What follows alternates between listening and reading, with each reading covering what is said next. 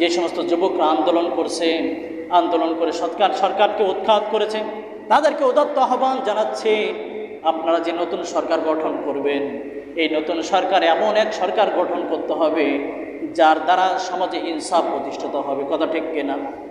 যার দ্বারা সমাজে ন্যায় বিচার প্রতিষ্ঠিত হবে, যার দ্বারা কোরআন সুন্নাহ অনুযায়ী মানুষ সুন্দরভাবে জীবনযাপন করতে পারবে, রাস্তায় একা একা পথ চলবে কিন্তু মনে কোনো ভয় থাকবে না। আমার বোন রাস্তা দিয়ে পথ চলবে কিন্তু তার মনে কোনো ভয় থাকবে না। এমন একটা সুন্দর পরিবেশ আমরা দেখতে চাচ্ছি পুরো বাংলাদেশ।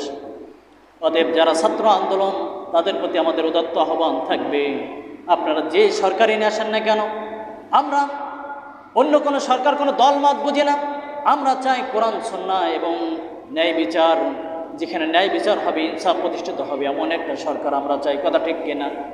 যেখানে ইনসাফ কায়েম হবে, মানুষ কোনো জুলুমে পড়বে না, মানুষের উপরে কোনো অন্যায়ভাবে জুলুম হবে না, হত্যা হবে না, এমন একটা সুন্দর রাষ্ট্র আমরা উপহার চাই এবং তেমন একটা সরকার চাই।